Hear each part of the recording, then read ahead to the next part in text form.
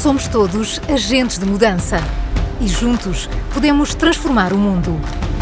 É agora ou nunca, um podcast EDP que discute o presente e procura soluções para um futuro mais sustentável. Olá, o meu nome é Catarina Barreiros, tenho o projeto do Zero, onde vou à procura de respostas para as muitas perguntas sobre sustentabilidade, e este é o podcast É Agora ou Nunca, um podcast EDP onde discutimos o presente para apresentar soluções de futuro para um mundo mais sustentável.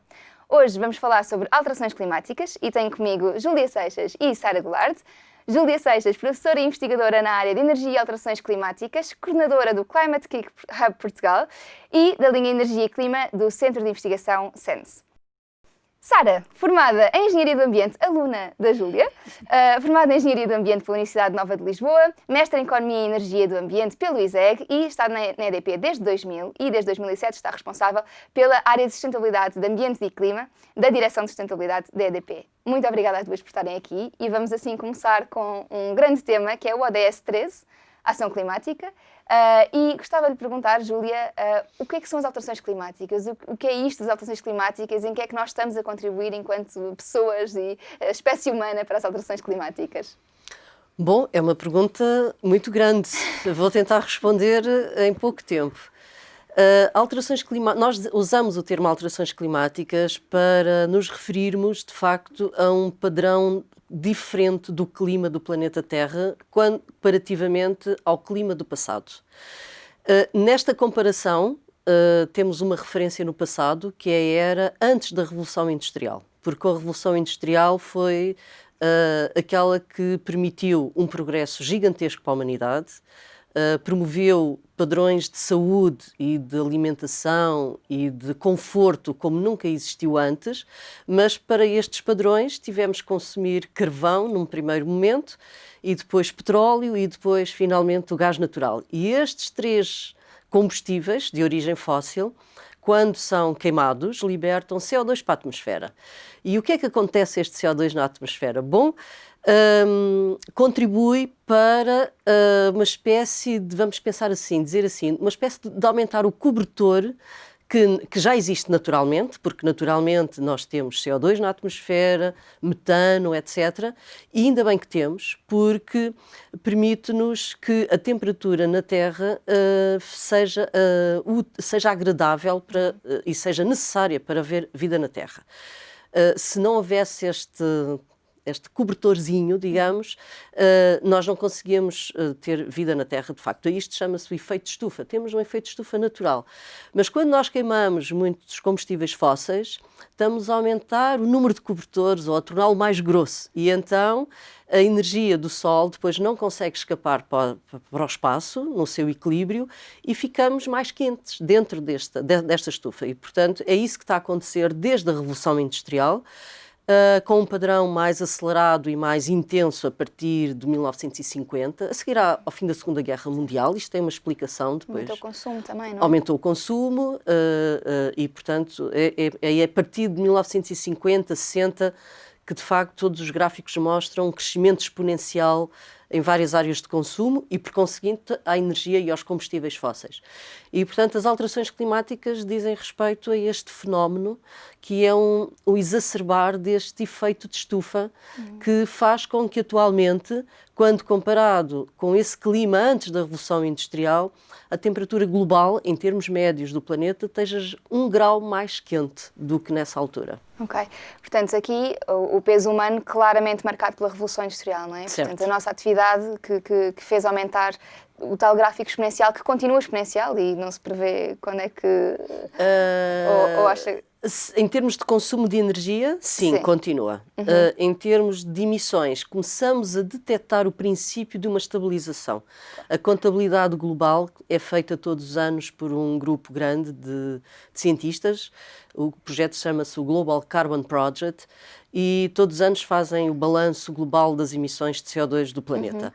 E nos últimos 2 anos começamos a perceber uma tendência para não crescer, para estabilizar. E, portanto, temos que esperar mais uns anos para perceber o que é que realmente significa esta estabilização. Não estou a falar das emissões deste ano. Este ano é um caso particular. Certo. Mas isto já é uma conquista. Eu diria É uma que esta conquista. estabilização, nós temos de nos lembrar que temos uma população mundial Em crescimento. acelerado. Exato. Era por isso que eu estava a perguntar desse gráfico, porque quando me lembro dos gráficos de carbono, lembro-me também de um gráfico que se dizia exponencial, mas que já se prevê que em 2100 também estabiliza razoavelmente, que é o do crescimento exponencial, do crescimento populacional, mas queria perceber então o que é que se estava a passar com o crescimento carbónico. Isso são de facto boas notícias, e são boas notícias porque o setor de energias também está a fazer um trabalho de transição e de descarbonização, não é? Sim, o setor da energia, leia-se o setor elétrico neste caso, porque consegue ir buscar energias renováveis. Certo, certo. E de facto o setor é um setor num enorme, nem se chamaria transformação, é quase de revolução, porque é muito próximo, não é? É um momento muito curto, em que há muito pouco tempo não se conseguia ter visibilidade sobre como é que se ia fazer, e de repente, quase uma sensação pessoal que eu tenho é que houve massa crítica mundial para forçar, não é? O acelerar das tecnologias, e não do desenvolvimento tecnológico, mas sim de baixar até níveis que são economicamente competitivos.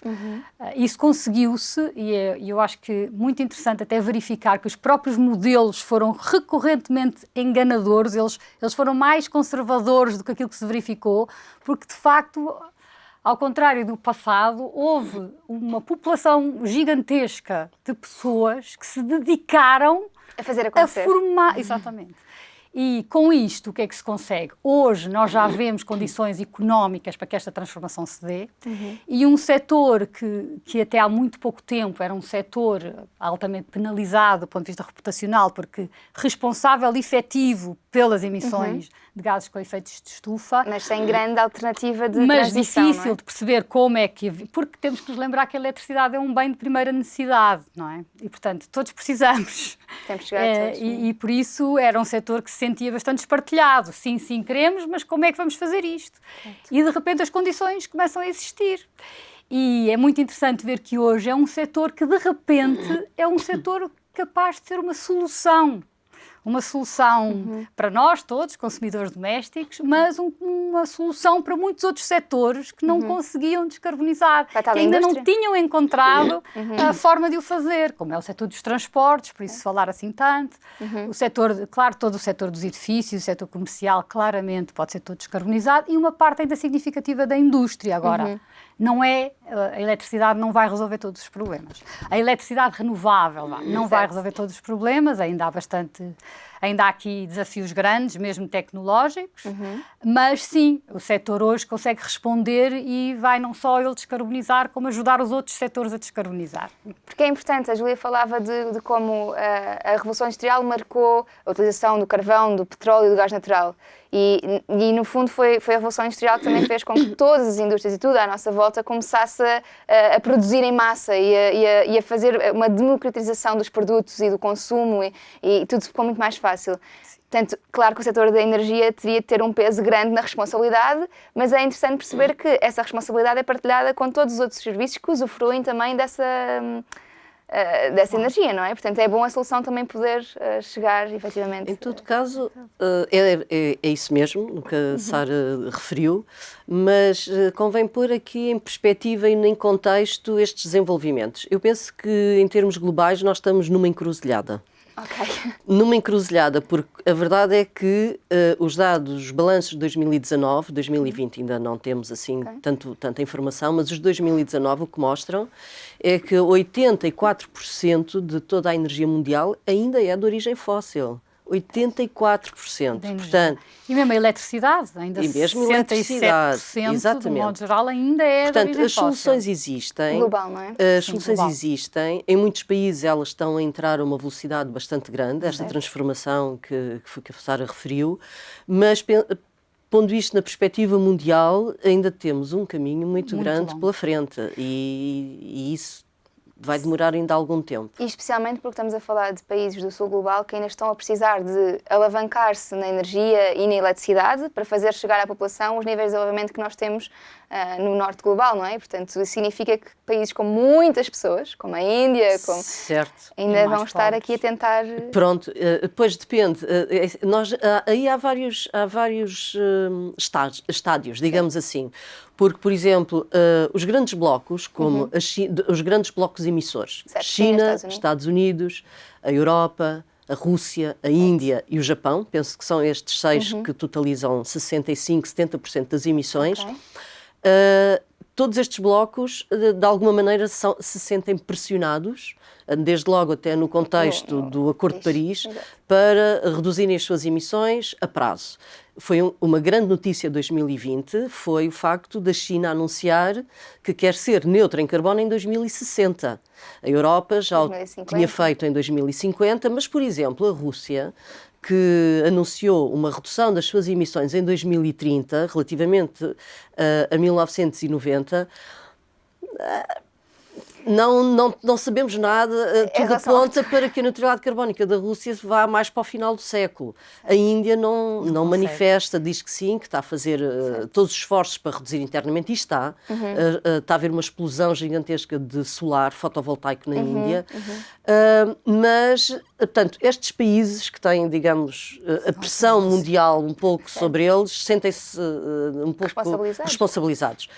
Mas há muitos outros países que, de facto, como estava a referir, do acesso à energia, e de acordo com a ADS 7, o acesso à energia limpa e acessível, digamos, era bom que, de facto, em termos internacionais, houvesse o contexto certo para que estes países fossem diretamente para o último estádio, que é o estádio...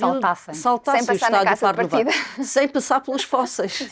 Portanto, não precisam de passar pelo mesmo percurso que todos os outros países envolvidos tiveram que o fazer. É um assunto interessante, porque eu lembro-me quando estava a discutir, já há 2 a 3 anos, numa das propostas do Acordo de Paris, falava-se disso, que será justo pedir aos países que ainda não chegaram ao estado de desenvolvimento não terem a oportunidade de passar pelo mesmo que nós. E no fundo, é os outros todos juntarem-se e dizerem sim, nós ajudamos a conseguirem fazer melhor do que nós. Sim, porque uma coisa é ter acesso aos bens e aos serviços que permitem esses países ao desenvolvimento. Outra coisa é a maneira como chegam. Outra coisa é a forma, e nomeadamente em termos de fósseis, de o fazer. Sim. As telecomunicações acho que são um exemplo, não é? A África ficou com o telemóvel, saltou o telefone. Certo, é um belíssimo exemplo. Sim. Mas há um desafio grande, não é? A verdade é que há um desafio grande em países que têm uma pobreza ainda enorme e só esse acesso, às vezes... Em que nem sequer há luz em casa. E dar luz a mais 10 milhões, 20 milhões, 100 milhões de pessoas, de repente representa... Mas isso é um movimento que tem vindo a melhorar. Nós temos que perceber, quer dizer... o número de pessoas sem acesso à eletricidade, eu penso que atualmente anda à volta de 1.000 milhões ou coisa que já está um bocadinho abaixo. Está um bocadinho abaixo. A questão é que a população mundial também está a aumentar. Exatamente. Portanto, essa percentagem em termos relativos... flexível. É sempre ali, não é? Exatamente. Portanto, tem que se andar mais depressa, uma taxa superior àquela em que a população está a aumentar. Certo. Mas tem sido feito nos últimos 10 anos um esforço gigantesco e com resultados significativos. Aliás, um dos pontos negativos desta pandemia tem sido o atraso que se tem verificado nestes programas de desenvolvimento, precisamente. E que provavelmente vamos sentir um arrefecimento destes programas, sim. E é interessante também perceber que a pobreza também é um assunto das alterações climáticas e também é um assunto de sustentabilidade. Nós temos de erradicar a pobreza, aliás, os ODS também falam da erradicação da pobreza. E falou de arrefecer e eu achei muito oportuno porque ele perguntar precisamente do Acordo de Paris, não é? As metas são muito ambiciosas. Inicialmente falava-se de 1,5 grau, estamos a tentar chegar ali aos 2 graus. Dizer 2 graus não pode passar. O que é que nós temos de fazer para chegar a estes 2 graus? Nós já falámos aqui de descarbonização, mas o que é preciso acontecer efetivamente, em termos práticos, para conseguirmos chegar a estes números tão ambiciosos? É preciso, por exemplo, que estes 6 blocos, que há pouco estávamos a referir, estejam comprometidos e com as políticas certas para atingir a neutralidade carbónica. 2050, 2060, alguns. É evidente que muitos estudos e vários cientistas têm dito que talvez seja um pouco tarde, 2050, 2060. Deveríamos acelerar no sentido de atingirmos a neutralidade carbónica um pouco mais cedo. E nesse aspecto, por exemplo, o Conselho Europeu aprovou há 2 ou 3 semanas a redução na Europa em 55% das emissões em 2030, quando a proposta inicial era até de 40%. E, portanto, a Europa, de facto, aqui está a mostrar bastante liderança em termos de redução das emissões. Mas nós sabemos que estas transformações não são rápidas. Temos que atender a todo o sistema de produção, tudo o que nos alimenta não apenas em termos de alimentos, mas de gadgets, de necessidade de roupa, de vestuário, de mobilidade, de tudo. Todo o sistema de produção tem que alterar e também mesmo a parte do consumo. Eu creio que se focarmos apenas e exclusivamente a atenção no sistema de produção, que é significativo, e é aí que devem estar, no meu ponto de vista, as prioridades e os holofotes das políticas públicas, mas temos também de ter atenção ao consumo e às opções e a uma educação para a sustentabilidade, que eu penso que não existe ainda de forma transversal nas sociedades. E que é muito difícil, não é? Ou seja, a educação para a sustentabilidade implica um nível de envolvimento com o tema que tem de ser muito adequado a cada idade e tem de Exatamente. ser um assunto mas fácil. se formos introduzindo, de facto, na escola, por exemplo, é por aí que tem que se começar, porque aí é que se dão as verdadeiras revoluções, certo. É com as novas gerações, desde muito cedo, eu penso que conseguiremos. E não podemos... Nós falamos em emergência climática, nesse sentido em que, de facto, vemos os anos a passar, vemos as conferências das Nações Unidas ano após ano e sentimos que fazemos a transformação muito lentamente, não é? Mas... e, portanto, há esta noção de emergência climática e todos nós, enquanto consumidores, mais ou menos organizados, devemos pressionar a política pública, os governos, da forma mais construtiva que conseguirmmos. Nem que seja votando. Votando, desde logo votando, mas um pouco mais ativos, se calhar, a fazer uso da chamada cidadania ativa para este aspecto. Mas temos de ter a noção de que a transformação, aquilo que está em cima da mesa é uma transformação como a humanidade nunca assistiu. E, portanto, temos que também ter alguma calma e esperar que as políticas façam o seu efeito E, portanto, enquanto esta calma tem que perdurar, era muito bom que essa educação para a sustentabilidade começasse já, exatamente, com os jovens, com as crianças. Sim, porque eu acho que tem força. O consumidor tem força junto das empresas e eu acho que é preciso saber isso, saber pedir, exigir mais transparência na informação, mais clareza. Eu acho que isso ajuda também as empresas a responderem de forma acertada, não é? E às vezes é mudar um bocadinho a forma como as empresas e o consumidor final se relacionam. E eu acho que por aí... Uma relação efetiva nós, e não um enquanto provedor consumidores, de serviço. Pois, sim, e pedagógica. Portanto, o consumidor, enquanto exigente, exigir que seja clarificado qual é o papel daquele produto, que está e a as consumir. empresas, por outro lado, também na explicação sobre como é que aquele produto chega ao mercado, o que é que aquilo quer dizer. E essa transparência deve ser incentivada. Para além da transparência, eu penso que há ainda muitas áreas de inovação por explorar.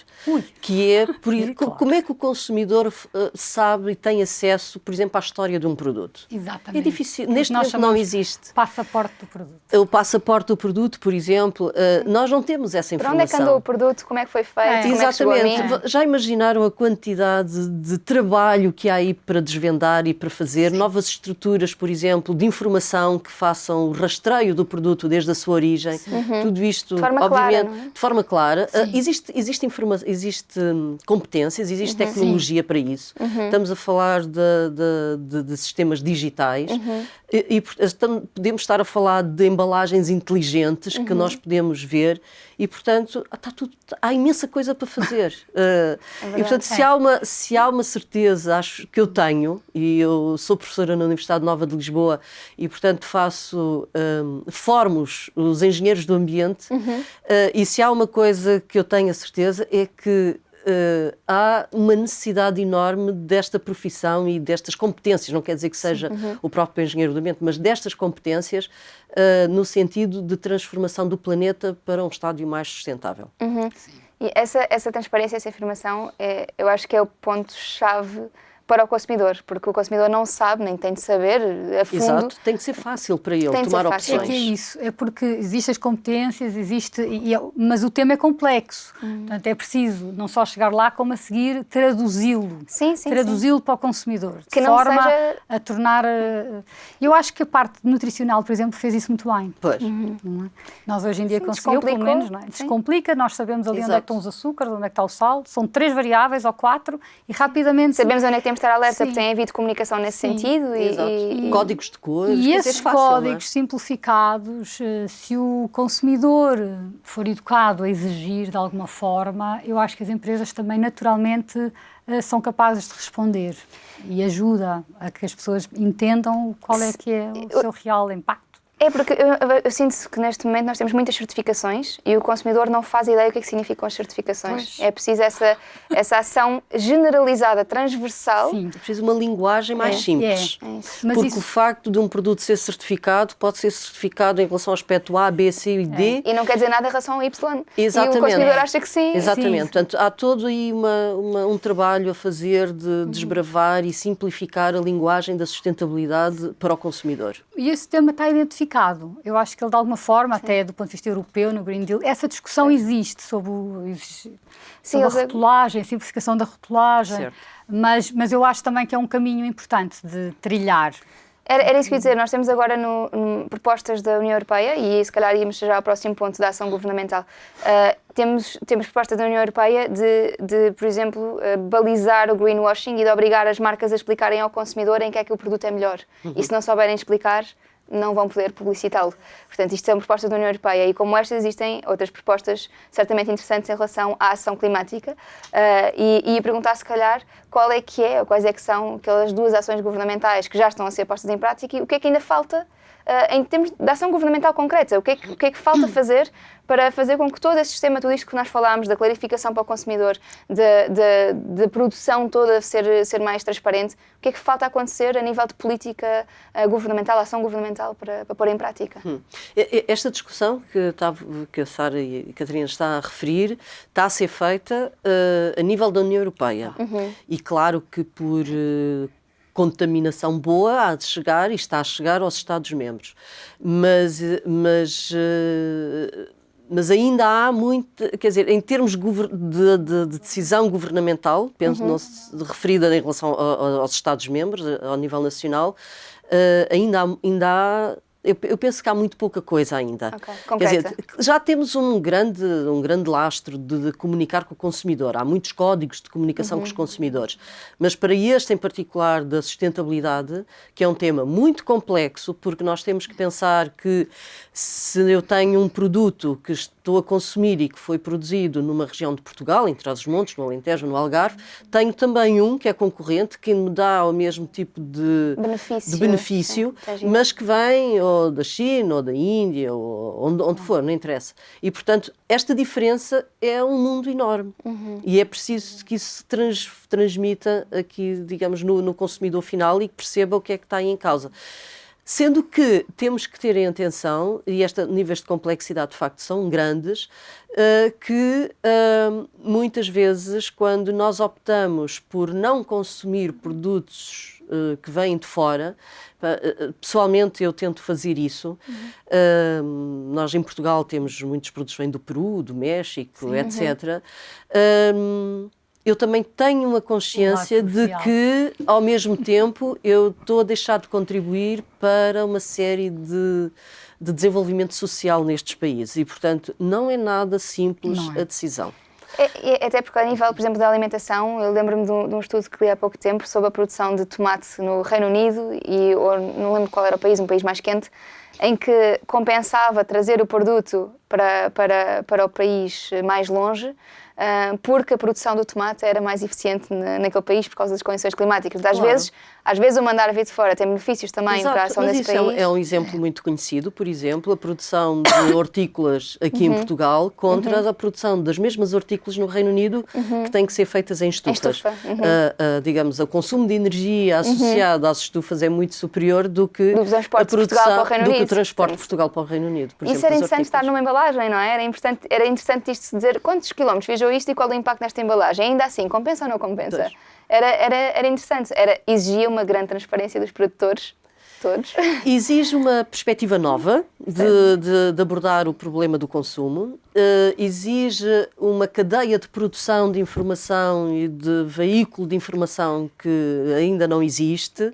Rastreabilidade. E uma rastreabilidade, portanto, de facto, mas eu penso que mais cedo ou mais tarde é aí que vamos chegar. O caminho.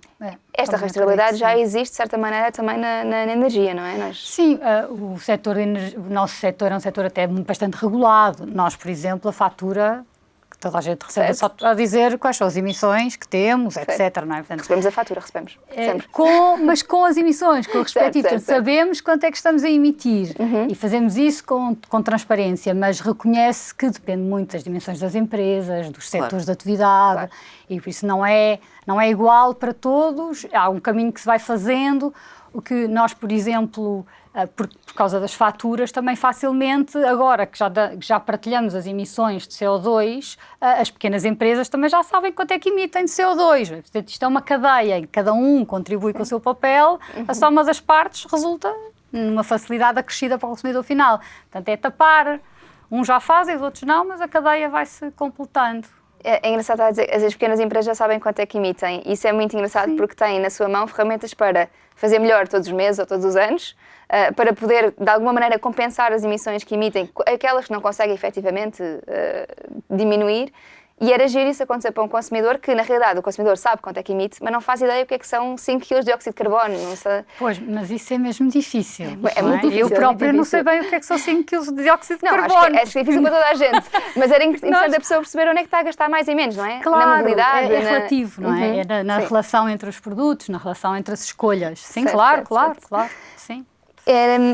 Estávamos a falar aqui da ação governamental há bocadinho, viajámos aqui um bocadinho para assuntos muito interessantes e queria só perguntar em relação às empresas, nomeadamente no setor energético, porque é um dos setores mais pesados, mas também que está com mais tecnologia e que está a conseguir neste momento descarbonizar, mas em que é que a ação governamental pode ajudar a transição energética mais rápida? Porque isto é uma transformação. A realidade é que há determinadas tecnologias e modelos de negócio e tendências que vão um bocadinho à frente da própria regulação, não é? Portanto, o que acontece é que os governos têm que estar muito atentos àquilo que depois são barreiras de operacionalização, e isso tem acontecido, e este setor tem acontecido em particular, porque há determinadas soluções que de repente se encontram, mas não há um enquadramento regulatório que permita a operacionalização. Muito recentemente, com o solar fotovoltaico, um dos temas que ficou congelado durante um tempo foi a história de podermos ter uma partilha no condomínio, porque não havia um enquadramento regulatório e, portanto, que permitisse isto. Hoje em dia está resolvido. O que acontece é que é preciso haver um diálogo muito próximo entre quem compra, quem vende, quem regula. Há aqui um triângulo e depois a academia que desenvolve a inovação, porque nós temos que ser todos bastante frontais em identificar. Olha, nós queremos ir daqui para ali, mas temos barreiras. Que barreiras são estas? E se cada um conseguir identificar as barreiras facilmente e frontalmente, assumi-las, de forma transparente, vamos cada um de nós fazendo o seu papel. E é isto que está a acontecer. Eu acho que, de facto, o Acordo de Paris é a visão, não é? Em que o setor privado participa, colabora, chega à frente e diz, olhem, está bem, nós podemos fazer, mas quer dizer, ajudem-nos, não é? Ajudem-nos. E este diálogo tem sido muito enriquecedor e hoje vemos os governos a reagirem de uma forma muito mais acelerada também. Por isso, do ponto de vista de enquadramento, há muitas situações, são distintas. Legais, e principalmente o que acontece é que nós somos todos muito criativos, o ser humano. E é verdade, é que às vezes do dia para a noite aparecem soluções extraordinárias, mas depois não tem um enquadramento regulatório e tudo isto demora muito tempo então, até conseguir criar os mecanismos legais. Pronto, portanto, O que é preciso fazer? É preciso estarmos com constantes conversas uns com os outros o tempo inteiro a dizer nós encontramos isto, mas isto aqui não se consegue por causa daquilo, não é? Vem alguém que faz o enquadramento regulatório, vem alguém que identifica stakeholders que de alguma forma possam ser afetados, porque normalmente às vezes há aqui trade-offs que têm que ser avaliados, mas eu diria que isso se está a fazer muito mais depressa do que nesta última década. Os últimos 5 anos as coisas já acontecem a uma velocidade como não aconteciam quando eu me formei, não é? Há 20 anos atrás, porque para nós o tema tem muitos anos, não é novo, claro, não é? Mas de facto parece que é sempre novo, porque as coisas acontecem muito depressa. E a tecnologia evolui muito, não é? Muito depressa, E o que era verdade ontem hoje pode ser menos relevante, não é? Seja como for, é verdade, mas depende bastante da visão e do empenhamento político que determinado governo ou determinada política pública coloca no tema, da pressão que coloca no tema. E isso depende muito dos atores que em cada momento existem. Aliás, o caso americano é um caso muito paradigmático. Exatamente. Nós, nos últimos 4 anos, quer dizer, o tema das alterações climáticas, em termos de governo federal, ficou congelado. Resta dizer que a sociedade americana é muito viva, é muito proativa. As empresas também estão muito perto do cidadão. As empresas e as cidades continuaram a fazer o seu caminho nesta transformação, portanto, não foi o facto de, em termos federais, do governo federal, o tema estar parado que nada aconteceu, pelo contrário. E, portanto, agora estamos expectantes e tudo indica que vamos retornar a ter os Estados Unidos no pelotão da frente da tal ambição para a transformação em tempo útil do sistema mundial. Porque, se nós repararmos, por exemplo, um ponto importante que os governos, que está na mão dos governos, tem a ver com um instrumento que é atribuir um preço às emissões de CO2. Na Europa nós temos este mecanismo, que é o mecanismo do Comércio Europeu de Licenças de Emissão, em que estão presentes milhares de instalações industriais, em que as instalações de energia também lá estão, seja a refinaria, sejam as centrais a carvão, a gás, etc. E a verdade é que este mecanismo já existe desde 2005 e só nos últimos anos, por via de algumas melhorias na sua arquitetura, é que começou a chegar a patamares onde efetivamente tem impacto nas decisões. Eu confirmei hoje de manhã, fui ver e estavam a ser negociadas à volta dos 30 euros a tonelada de CO2. Portanto, uma empresa, para uma instalação industrial, para emitir uma tonelada, tem que pagar, através deste mecanismo, equivalente a 30 euros. A verdade é que as análises que são feitas, nomeadamente por uma comissão que existe, que foi criada aqui há uns anos no âmbito de uma COP e que é dirigida pelo Stiglitz, que é um prémio Nobel, e pelo Sr. Nicholas Stern, que também é um professor muito inglês, idóneo nestas matérias. Aquilo que avaliaram foi que, para que toda a economia mundial esteja alinhada com os objetivos do Acordo de Paris, ou seja, reduzir as emissões, nós neste momento devíamos andar com preços à volta dos 50 euros a tonelada? Exatamente. E daqui a 10 anos à volta dos 80, 100. Portanto, ainda estamos abaixo. E, portanto, é verdade, há muita coisa a acontecer, mas temos essa que ter regulação é necessária de maneira mais urgente. Exatamente, exatamente, porque o sinal-preço, em relação a muitos aspectos, sobretudo da produção, é muito importante. É tomar a decisão, muitas vezes. Para decidir, para o gestor ou para o investidor decidir entre o próximo ciclo do investimento. Não é este. O que já está feito e é preciso ser rentabilizado. Mas o próximo ciclo de investimento de uma empresa tem que ter atenção a este sinal-preço.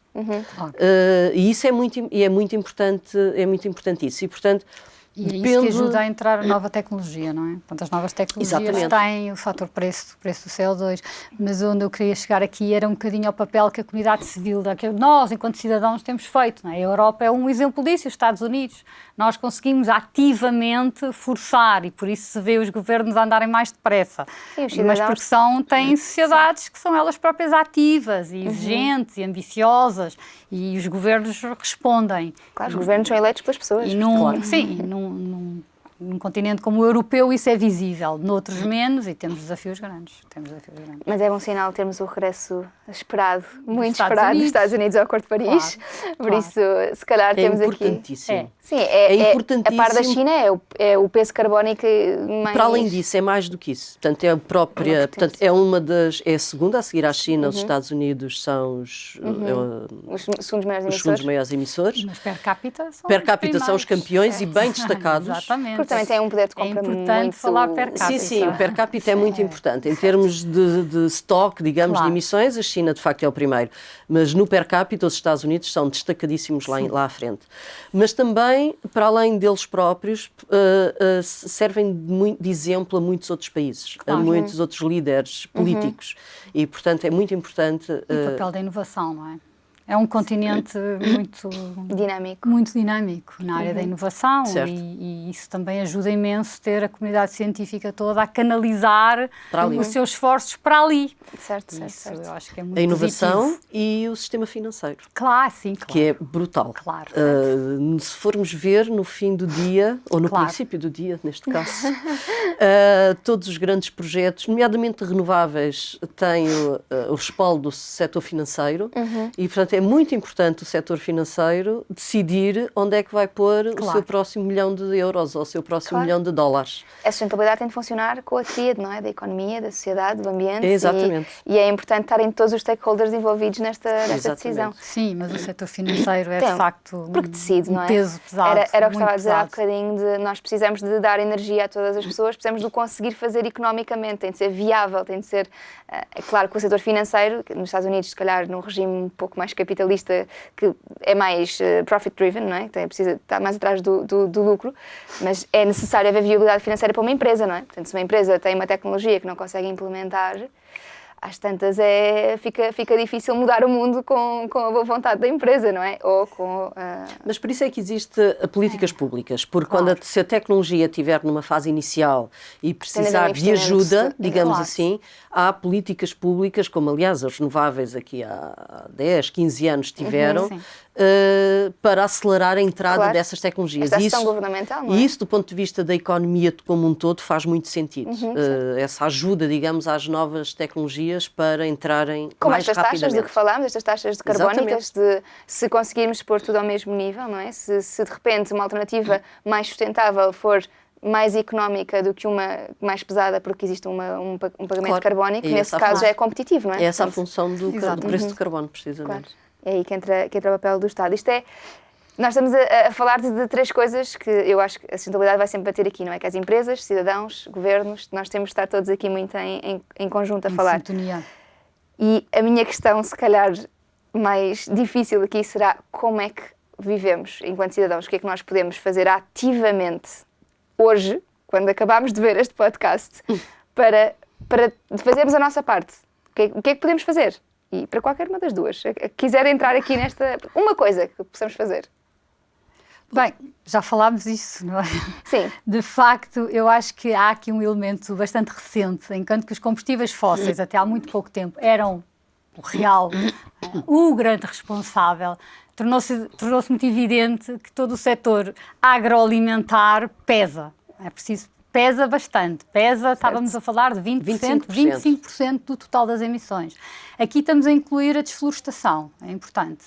E é um tema até para o país, a história dos fogos, a gestão do território, é um tema para as alterações climáticas. A preservação e a longevidade dos solos em Portugal. Mas, pegando nisto, a alimentação acaba por ser evidente. Eu acho que é uma discussão que se tem tido e que falávamos um bocadinho antes, e de facto reduzir o consumo de carne de vaca é uma realidade. Certo. Passando aqui para o meu setor e depois dando aqui lugar à Júlia, a eficiência energética é um dos temas que se reconhece como menos agarrado na União Europeia e vemos agora apoios, porque é economicamente rentável, mas como se percebe, há uma grande fatia da população que não tem o dinheiro de investimento o capital inicial, não é? Capital inicial, mas é um tema, portanto, nós entendermos, se conseguirmos ter disponibilidade financeira, e por isso é que começa a haver apoios, que podemos fazê-lo, a eficiência energética dentro das nossas casas é uma coisa que podemos e devemos fazer. Sim, agora temos a solução de condomínios, temos a solução das comunidades e devemos fazê-lo não só pelo ambiente, mas porque economicamente ele é rentável. É uma área que eu diria que podemos fazer, e devemos apostar no futuro. Para além da carne de vaca, também devemos reduzir. Pois, não sei a quem é que quer dirigir essa pergunta. Se é mesmo ao cidadão e às suas opções de dia-a-dia, eu também elegeria o sistema alimentar global. O sistema alimentar global, de facto, é responsável por 1/4 das emissões. É muito. Podemos sistematizá-lo mais ou menos assim. 1/3 destas emissões são devidas à pecuária e às pescas. Depois 25% é devido às culturas propriamente ditas. Para alimentar pessoas e animais. Para alimentar pessoas e animais. Depois a seguir temos as alterações do uso do solo à desflorestação. Quando nós fazemos uma desflorestação, estamos a fazer duplamente... Dois males. A ter um problema duplo, que é... biodiversidade, perda de quando estamos a desflorestar e estamos a destruir um armazém de carbono, para as pessoas terem uma noção de forma muito aproximada, 50% de um tronco de uma árvore é carbono. E, portanto, é como se tivesse uma árvore, é um armazém de carbono, está ali direitinho. Quando nós cortamos quando desflorestamos, quando cortamos estas árvores, este carbono, mais cedo ou mais tarde, vai parar à atmosfera, porque ou é queimado ou é degradado pelos micro-organismos que no fim transformam em CO2, portanto, vai sempre parar à atmosfera, sempre, qualquer que seja o destino. Pode demorar mais tempo, ou menos tempo, ou mais anos. E depois estamos a deixar, portanto, estamos a destruir este armazém de carbono e a pôr este carbono na atmosfera e, portanto, a aumentar ainda mais o tal efeito estufa, e estamos a deixar de ter as condições para absorver carbono da atmosfera. E, portanto, é de facto um problema muito grave esta destruição, digamos, e eu estou a falar só do ponto de vista do CO2. Não estamos a referir aqui a todas as outras serviços que uma floresta tem, como promoção da biodiversidade, por exemplo, ou retenção de água, a conservação dos solos, etc.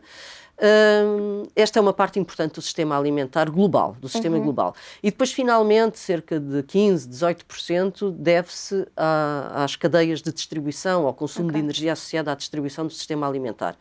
E, portanto, no sistema alimentar há aqui também duas coisas que a Sara já disse, uma, que é muito importante, e isso está reconhecidíssimo por muitos estudos, que é, de facto, o consumo da carne de vaca, que é muito consumidora de recursos, hídricos, água, etc., e é bastante emissora, nomeadamente de metano.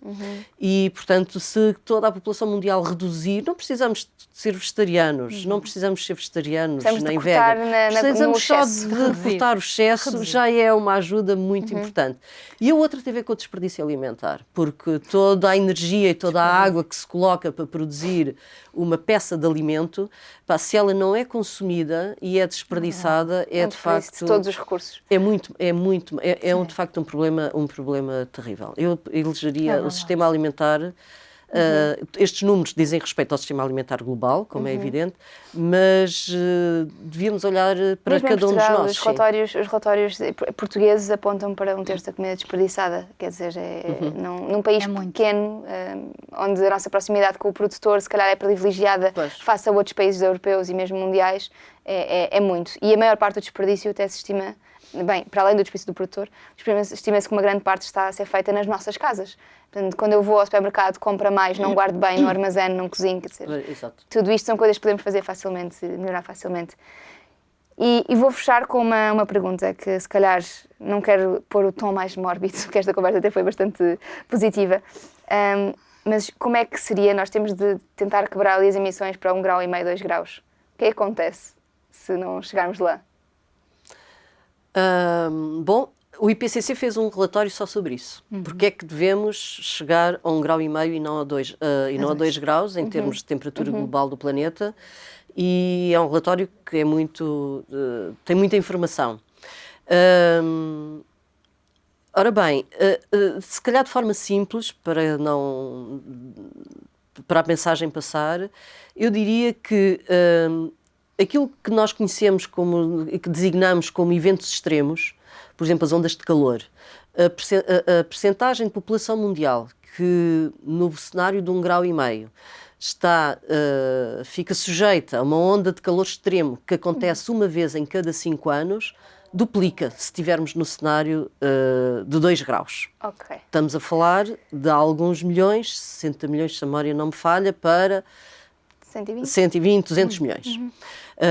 Se, por exemplo, outra questão tem a ver com as secas, e Portugal é muito sensível, aliás, a bacia do Mediterrâneo, em que os países do sul da Europa estão aí contidos, mas também a América Latina, que é um grande exportador de alimentos para toda a Europa. Nós importamos muitos alimentos e, portanto, atenção que nós não tivemos a oportunidade de falar nos impactos das alterações climáticas, mas o mundo globalizado, a economia globalizada, que nos deixa muito dependentes de outras regiões do planeta, obriga-nos a olhar com muita atenção para aquilo que são impactos das alterações climáticas nos países de onde nós importamos. Nas cadeias de fornecedores. Nas cadeias de fornecedores. E quando nós olhamos para a América Latina é um problema, de facto, porque aparece em quase todas as projeções como um país, como uma região, um continente bastante problemático relativamente a secas e, portanto, a regiões sujeitas a stress hídrico.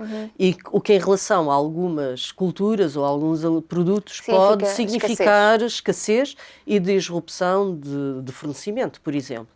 Esse é um problema também que aumenta. E depois há um que eu sou particularmente sensível, que estávamos aqui a conversar, e que tem a ver com, de facto, as alterações do clima, este aumento da temperatura global. Um dos impactos que tem é na alteração da distribuição dos ecossistemas. Os ecossistemas estão a mudar de sítio. Os mosquitos estão a subir pelas montanhas, coisa que há anos, de 20, 30, 40 anos, não se verificavam em regiões montanhosas determinadas espécies de mosquitos, em altitude. Portanto, os mosquitos estão a subir em altitude e em latitude para países mais frios também. E os mosquitos é só um exemplo.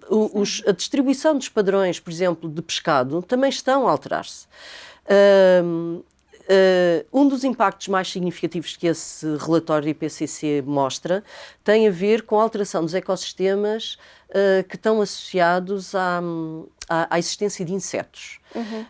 Os insetos são talvez dos organismos mais importantes, dos quais nós dependemos. Sem eles não comemos. Exatamente, sem eles nós não comemos. As pessoas menos informadas não têm esta noção. E, portanto, a diferença de 1,5 grau para 2 graus significa qualquer coisa como 6% da população de insetos para 18% da população de insetos afetada porque as condições climáticas dos seus ecossistemas de facto se alteraram. Portanto, a conclusão a que chegamos é que nós não sobrevivemos com mais de 1,5 grau, 2 graus. A diferença entre podemos sobreviver, vamos ter custos muito elevados. A pergunta não é se sobrevivemos, é qual é o custo dessa viver com esse clima. A que custo é que nós... Exatamente.